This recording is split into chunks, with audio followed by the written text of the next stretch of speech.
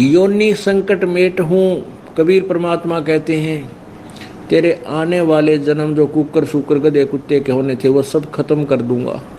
जब भूले नहीं मोहे, और मुझे भूलकर तूने संसारी में ही ध्यान रखा अंत समय में।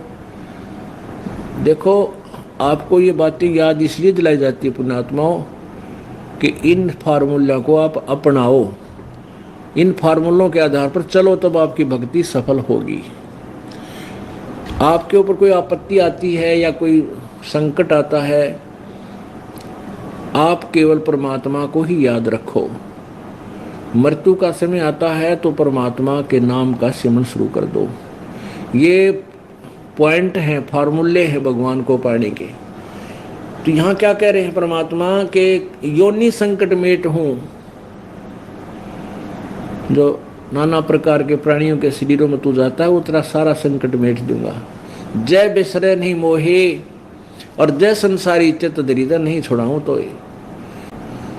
तो कहने का भाव ये है कि अंत समय में जहां जिसकी जैसी वृत्ति है वो उसी वृत्ति के आधार पर अंत में उसका उसी वृत्ति रहेगी। उस वृत्ति को हटाने के लिए आप जी को सत्संग, भजन, परमात्मा की भक्ति, दान, धर्म कराया जाता है। क्योंकि ये वृत्ति कण कण तो नहीं हटती, इसमें भक्ति का धन अंदर होगा, हमारे भक्ति होगी और दान धर्म हमारे साथ होगा और साथ में ये ज्ञान होगा, तब सारा तालमेल मिलकर यह वृत्ति हटेगी। लास्ट में ना हटा नहीं करती, कण कण से नहीं होती। ये सभी ज्ञान दिया करते, सारे 99 होगा मेरे।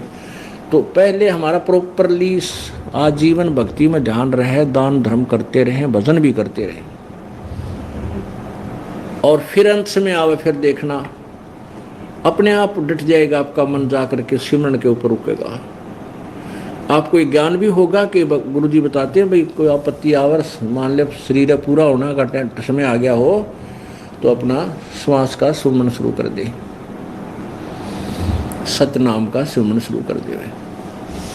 तो यहाँ बताते हैं जूनी संकट मेटे हूँ, देहूँ निश्चल बास, और अंतर में रखूंगा हजम की नहीं त्रास।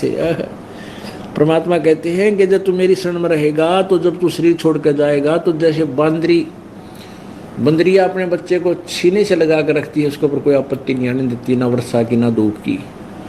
कहते न्यू रखूंगा तेरे को यम के रास्ते में, यम के दूतों की तेरे को त्रास नहीं होने दूंगा, तेरे ऊपर कोई आपत्ति नहीं आने दूंगा।